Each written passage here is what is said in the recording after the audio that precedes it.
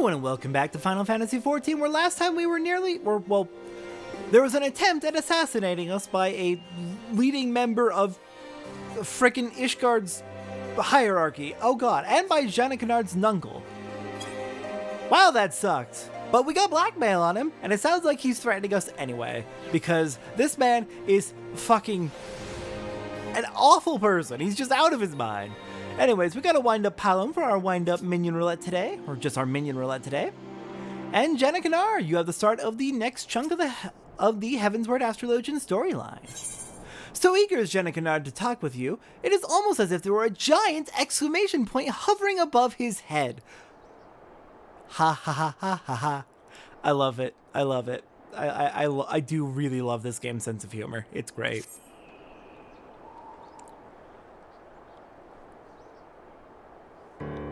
Now that Forlemort has so graciously agreed to discontinue his meddling in our affairs, I believe we may find our peers and colleagues more receptive to our proposals. Perhaps I shall begin with another trip to the vault to inquire about them reconsidering my petition to grant Lady Laviva the opportunity to speak with the Conclave. We all have our strengths, Janakannard, and none will deny yours as convincing seemingly sane people to do your bidding.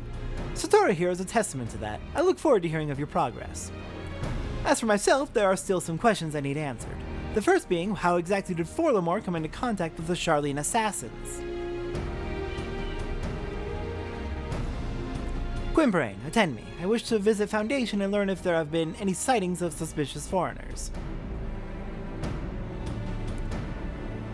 Might I suggest that Satora do the same here at the Observatorium? Perhaps the second call on our new ally will help mine uncle recall aught he may have pretermitted in the heat of the previous moments. Alright, let's go pester Forlemort some more. He's gonna love this. Can we please just kill Forlemort and be done with it? Please just make the letter public. It will ruin him. Granted, it'll mostly just make him a bitter and horrible person even more so than he already is, but would that really be that much of a change? At least he'd have, no credibility. Seven hells, I rue the day I ever see another Sharlayan. Please, I've done all you ask. What more do you want from me, blood? Or are you simply here to boast? Or mayhap you wish to know how the Sharlayans came to be involved in my scheme? Ha, I thought as much. If it was so important, why didn't your Lady Laviva ask me earlier? Her head is so far in the stars, she fails to see what unfolds around her on the ground. The truth is, it was never my scheme in the first place. It was the Sharlayans. They came to me not long after Professor Mace's ship was diverted to Thanalan. Yes, I said diverted. The pirates in the Strait of Merlthor, the magically manipulated storms off the Rotano, all were staged to prevent your friends from ever arriving. But when they did, the Sharlayans were forced to change their plans. They required help hiring local hands discreetly, something they could not do as foreigners. I agreed to lend them my aid because I felt we both stood to benefit from the disappearance of Janakannard and that foul chit. Okay, well that is good knowledge. You still collaborated with them to try and have us assassinated, which is fucking horrifying. But good to know that it seems the Sharlayans were the ones responsible for this whole mess. The Chief Astrologian, there is rarely a day when he isn't meeting with visitors from across the realm and beyond. Why, this past moon he has been entertaining guests with very distinct markings on their faces. I asked Lord Forlemort whence they hailed, and he only answered the north. Okay, so he's been actively meeting with the Sharlayans here, but it was their idea in the first place. That is useful information. That is very useful information. It also makes Sharlayan a hell of a lot more suspicious, obviously. What the fuck is going on? Alright then, back to the Athenaeum Astrologicum. Alright, hello there, Janakannard. What have you been able to learn? The Sharlayans came to him. That can only mean then that mine uncle was only a pawn in a much larger game. A game that began long before we ever became involved. Think back, Satora. The bandits in the Black Shroud and those pirates you described that attacked you in Limsa Lominsa. They all had strange facial markings, as did our false astrologian. It is not much, but perhaps Lady Laviva will be able to make more sense out of it all. Despite the time we have spent together, I have this feeling she has yet to be completely honest with us. Ah, but look at me. A beloved relative tries to have me killed, and the next day I begin doubting everyone. What a sad, sad state of affairs. Perhaps to clear my head, I should call on that fine young Viscountess visiting House Halenar from her family's stead in the Eastern Highlands. This information on Forlemort's associates should be relayed to Lady Laviva immediately. Would you be so kind? I seem to recall them saying they'd be questioning highborns in the pillars. Alright then, let's go find where they're at. Hello there, Quimprain. You're not too hard to find at least. Where's Laviva run off to? Milady, were you able to learn anything of import at the observatorium? Yes, it seems that Forlemort was in fact a pawn. Lord Forlemort was not the one to hire the Sharlayans. Lady Laviva will want to know. Lady Laviva? Lady Laviva! She was right here! Oh no. We must find her. I would not think any harm could come to her here in the center of the Holy See. But then again, that is what we believed back at Camp Dragonhead. I shall search the Hoplon. Might I ask you to search in the opposite direction near the last vigil? Alright. And I have definitely noticed that a lot of Ishgardian areas in Ishgard are named for, like, just various concepts from the military. The Hoplon being a shield. Well, hello there. Hang on. Yeah, you've got facial markings for sure. And you do look familiar. I am sorry, I think you have mistaken me for someone else. Uh-huh, sure. Coward. There's Laviva. Okay, good. She's safe. She was being tailed, but she's safe.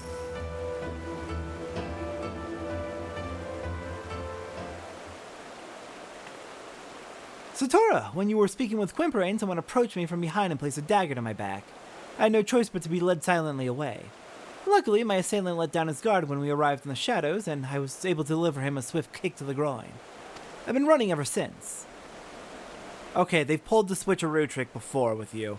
How do we know you're really Laviva?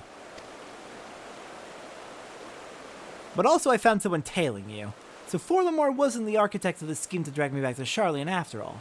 I had my suspicions. I was a fool to believe they would simply let me leave.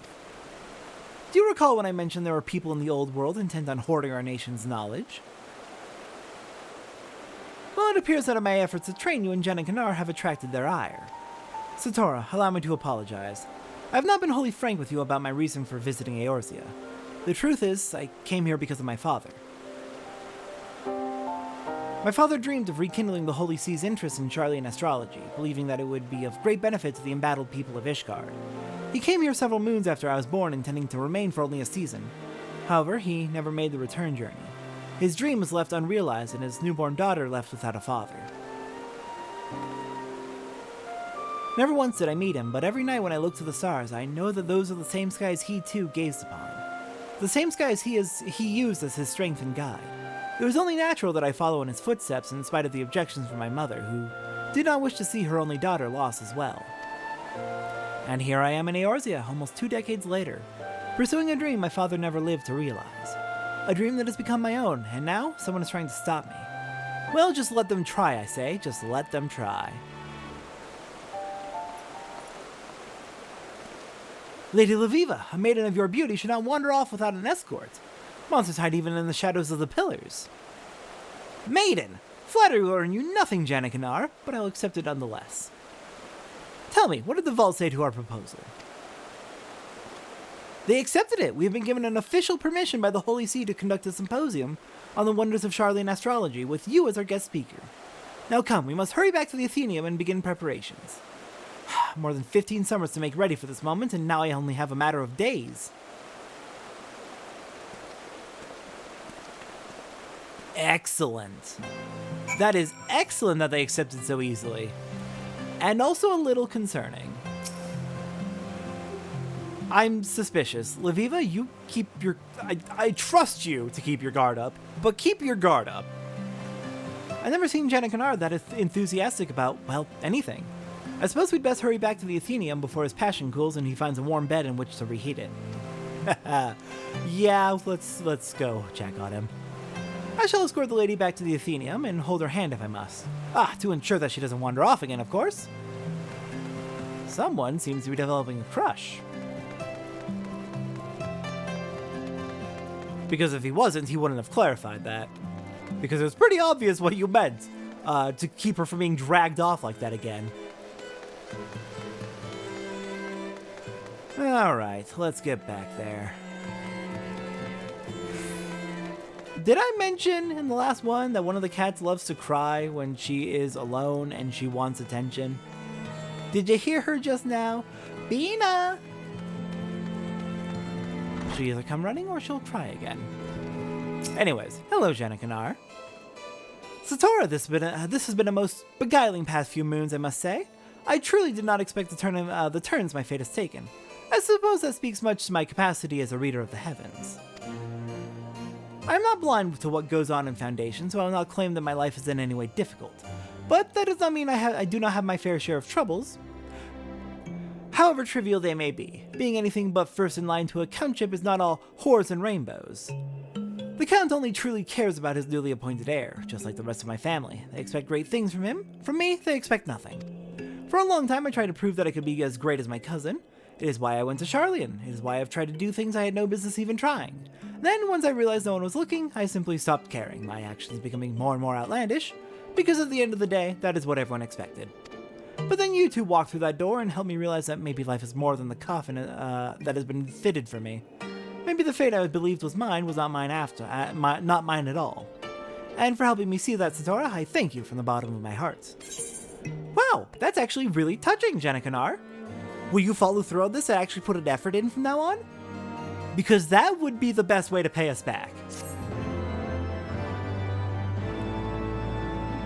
But I do see what you mean. Even if I haven't lived that experience in any way, I understand what you mean. Alright then. With that, next time on Final Fantasy XIV, I think we're getting back to the main story finally, now that all of our Heavensward jobs are caught up. I will see everyone next time for that.